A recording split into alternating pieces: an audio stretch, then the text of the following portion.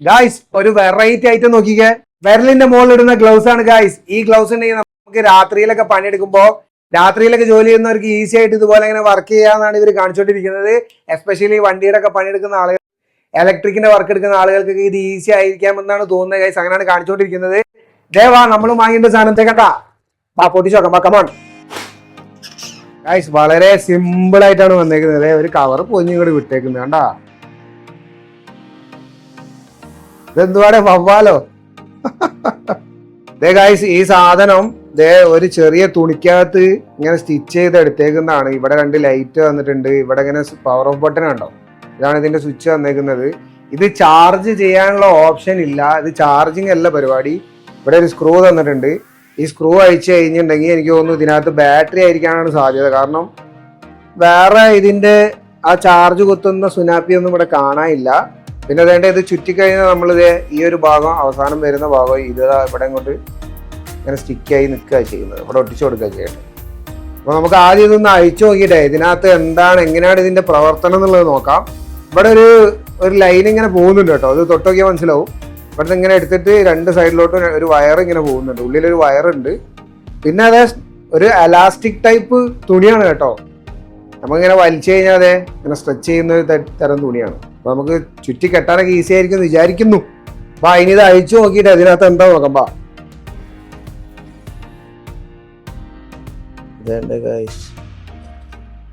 നോക്കിയേ, ഇതിന്റെ ഒരു ബോർഡ് ഉണ്ട്. പിന്നെ ഈ ഇവിടെ ഒരു വലിയ ബാറ്ററി ഇങ്ങനെ വെള്ളം എഴുതിയിട്ടുണ്ട്, 3V ബാറ്ററി. ഗൈസ്, ഇതാണ് സംഭവം. ഇതാണ് ഇതിന്റെ സ്വിച്ച്.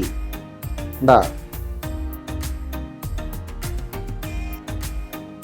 അപ്പൊ ഇത് ചാർജ് തീർന്നു കഴിഞ്ഞിട്ടുണ്ടെങ്കിൽ നമ്മൾ ഈ ബാറ്ററി മാറ്റി തന്നെ വേണം. ചാർജ് റീചാർജബിൾ അല്ല ഗൈസ്. ഇത് പ്രോപ്പർ ആയിട്ട് ഫിറ്റ് ചെയ്യേണ്ട എനിക്ക് എങ്ങനെയാന്ന് അറിഞ്ഞൂടാ.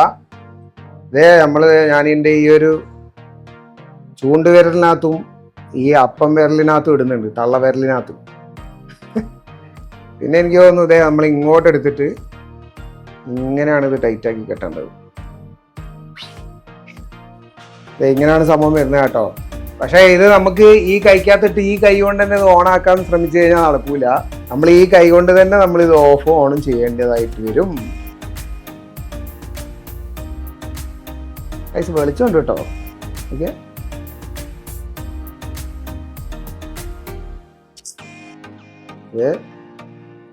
ജസ്റ്റ് ഒരു ഒറ്റ ചുറ്റിൽ ചുറ്റുക, ഇവിടെ ഒട്ടിച്ച് വെക്കുക.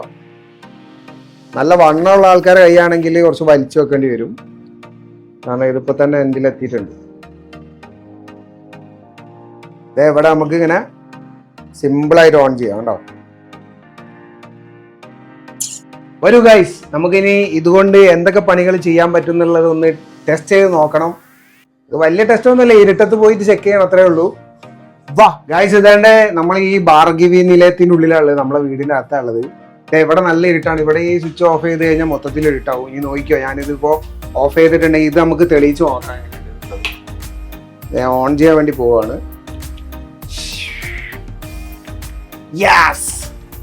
ഗൈസ്, എന്നെ കാണുന്നുണ്ടോ ഗൈസ്? വേണ്ട, നമ്മളെ MCB ട്രിപ്പ് ആവുന്ന ഏരിയ, നമ്മളെ MCBന്റെ സെറ്റപ്പ് ഇവിടെയാണുള്ളത്. നമ്മൾ ഇത് തുറക്കാണ്. ഇപ്പോൾ ഒരു രാത്രിയിലൊക്കെ വർക്ക് ചെയ്യുന്ന ആളുകളാണെങ്കിൽ, അല്ലെങ്കിൽ കറണ്ട് ഇല്ലാത്ത ഇതുപോലത്തെ ഇരുട്ടുള്ള സ്ഥലങ്ങളാണെങ്കിൽ ഇത് എത്രത്തോളം വെളിച്ചം തരുന്നതാണ് നമ്മൾ നോക്കുന്നത്. നോക്കിയാൽ ഇപ്പൊ നമുക്കിത് MCB ഒക്കെ നൈസായിട്ട് കൊടുത്തു.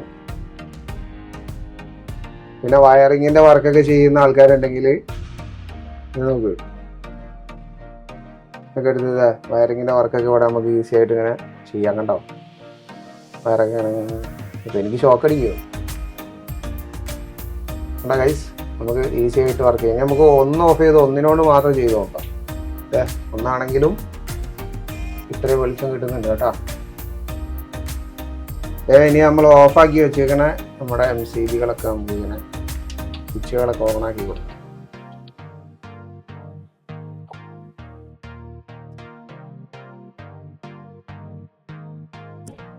സംഗതി ഇരുട്ടായതുകൊണ്ട് നമുക്കിത് ഈസി ആയിട്ട് ഇതൊക്കെ ചെയ്യാൻ പറ്റുന്നുണ്ട്. ഇനിയിപ്പോ ഞാൻ എങ്ങനെയാ ഇത് ടെസ്റ്റ് ചെയ്യണമെന്ന് എനിക്ക് അറിഞ്ഞൂടാ.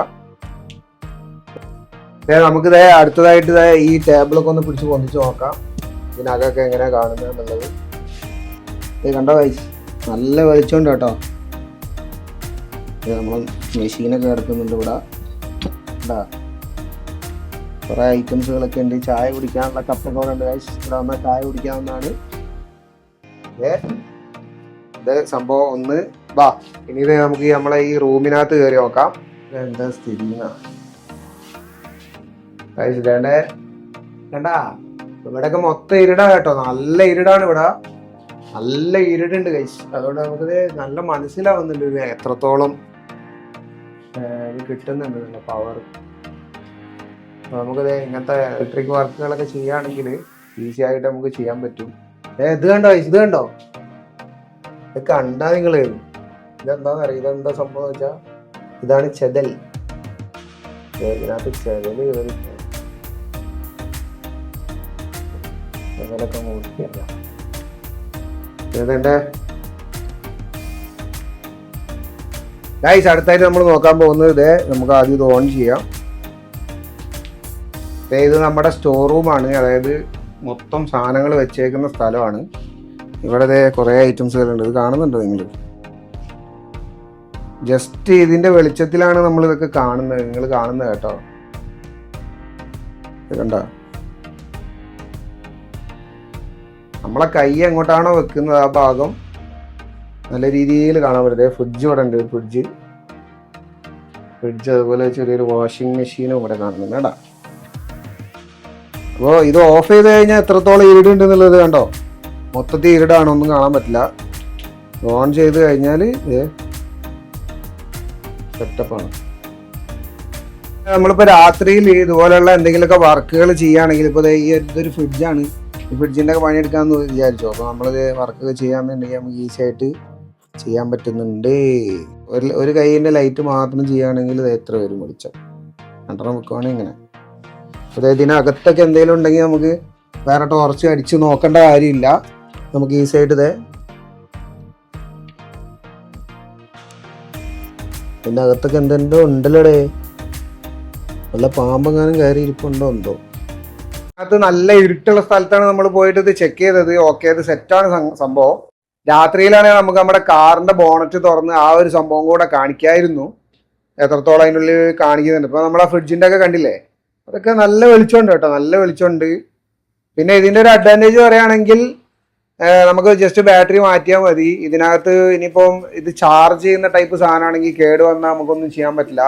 ഇതാകുമ്പോൾ ജസ്റ്റ് അയച്ച് ബാറ്ററി ഇട്ട് കൊടുത്താൽ മാത്രം മതി. അത് ശരിക്കും ഒരു അഡ്വാൻറ്റേജ് ആണ്. ചാർജ് ചെയ്ത് ഉപയോഗിക്കാൻ പറ്റില്ല എന്നുള്ളത് ഒരു ഡിസഡ്വാൻറ്റേജ് ആയിട്ടൊന്നും നമ്മൾ കണക്കൂട്ടേണ്ട കാര്യമില്ല. ശരിക്കും ഇതൊരു അഡ്വാൻറ്റേജ് തന്നെയല്ലേ. നോക്കിയേ, നമുക്കിത് ആവശ്യമുള്ളപ്പോൾ അയക്കാം, ബാറ്ററി മാറ്റാം. എനിക്കങ്ങനെ തോന്നുന്നത് കേട്ടോ. ചാർജിൽ ഉപയോഗിക്കുന്നതിനേക്കാളും നല്ല ബാറ്ററി ഉപയോഗിക്കുന്നതാണ് കുറച്ചുകൂടെ നല്ലതെന്നാണ് എനിക്ക് തോന്നുന്നത്. ഇത് നല്ല കംഫർട്ടാണ് കേട്ടോ. നമുക്കിത് കയ്യിലിട്ട് കഴിഞ്ഞാൽ നോ പ്രോബ്ലം. നമ്മളെ കയ്യിൽ ഇത് ഉണ്ട് എന്ന് വിചാരിച്ചിട്ട് ഒരു പ്രശ്നമൊന്നുമില്ല. നമുക്ക് ഇതൊക്കെ എടുത്ത് ഉപയോഗിക്കാനും പിടിക്കാനൊക്കെ പറ്റുന്നുണ്ട്. പിന്നെ അത് നനഞ്ഞു കഴിഞ്ഞാൽ ചിലപ്പോൾ കേടുവരാൻ സാധ്യതയുണ്ട്. ഇവിടെ വെള്ളം തട്ടിക്കഴിഞ്ഞാൽ ചിലപ്പോൾ കേടുവരും. കാരണം ഇത് സിമ്പിളായിട്ട് തന്നേക്കുന്നതാണ്. ഇതിനകത്ത് കൂടെ വെള്ളം പോവും. പിന്നെ ഈ തുണി നനഞ്ഞാലും മതിയല്ലോ. അപ്പോൾ ആ ഒരു സംഭവം മാത്രമേ ഉള്ളൂ. വെള്ളം തട്ടി ചിലപ്പോൾ കേട് വന്നു. വെള്ളം തട്ടാത്തവർക്കൊക്കെ നമുക്ക് ഈസി ആയിട്ട് ഉപയോഗിക്കാൻ പറ്റും ഗൈസ്. അപ്പോൾ ഈ ഐറ്റം നമ്മൾ